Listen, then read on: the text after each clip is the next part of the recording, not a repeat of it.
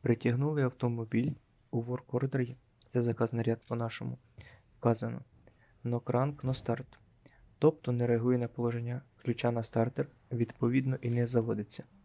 Можливо, проблема зі стартером, можливо глибше. Нам потрібно знайти і усунути причину.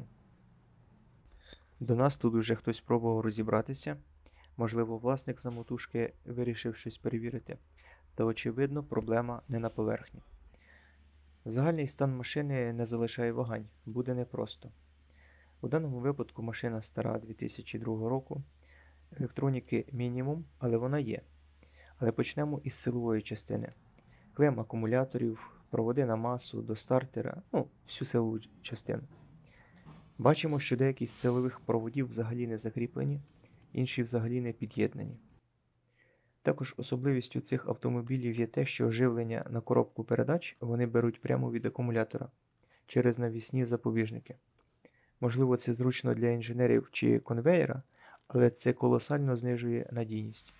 Хто би що не говорив, а вода і сіль зимою роблять свою роботу. Крім того, зайве кожне з'єднання або опресування – це мінус надійності системи. А тут цих точок уже на першому півметрі цілих 5.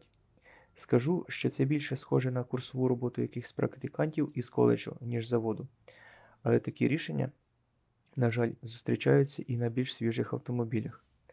Взагалі, якщо порівнювати із європейськими вантажівками однакових років, то технологічна прірва вимірюється у 10-15 років.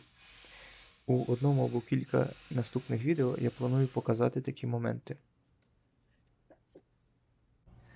Добре, клеми почищені, дожаті, акумулятора навантаження тримають. Це база, яку ми не могли б пропустити. Попутно ми відремонтували навісні запобіжники в районі акумуляторів.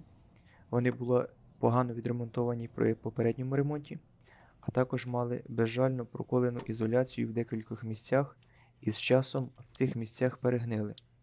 Нехай це буде на совісті тих, хто таке робить. Тож подивимось до помилок у блоках управління. У блоці двигуна чисто, зате є активна помилка у блоці управління коробкою передач. Коробка тут автоматична Ellison Transmission 3-го покоління серії 3000.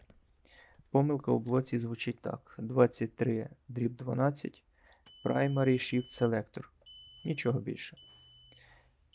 Дійсно, пульт управління не показує передачу, а лише світиться червоний світлодіод біля режиму мод, що вказує на те, що він не працює як належить.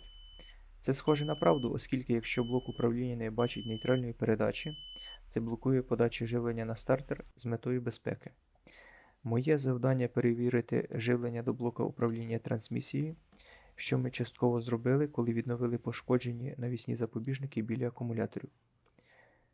Оскільки основне живлення відновлено, значить проблема не одна. Знову ж таки, судячи з загального стану машини, у мене не виникає в цьому сумнівів. Знаходимо схему у Mitchell Pro Demand і йдемо перевіряти живлення і зв'язок між елементами трансмісії. Усе добре. Виглядає, що цей Shift-селектор недобрий. Оскільки настільки старого автомобіля на території сервісу немає, щоб спробувати цей селектор з робочої машини і перевірити цю версію, ще раз уважно перевіряю проводку між селектором і блоком управління трансмісії. Висновок залишається таким же. Потрібно замінити селектор. Так, це Канада, тому деякі запчастини доводиться очікувати певний час. Для цього селектора це зайняло близько 10 днів. І ось селектор у нас, ми ставимо його на місце, підключаємо і автомобіль запускається.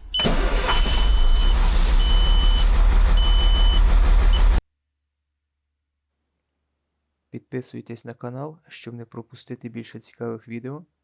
Також цікаво почути вашу думку, що змушує власників таких машин у економічно розвинутій країні продовжувати користуватися таким відверто металоломом. Страх перед новими технологіями, типу її вже сам не зремонтуєш, чи дійсно людина не витягує, працює в ноль, інші причини. Напишіть в коментарях.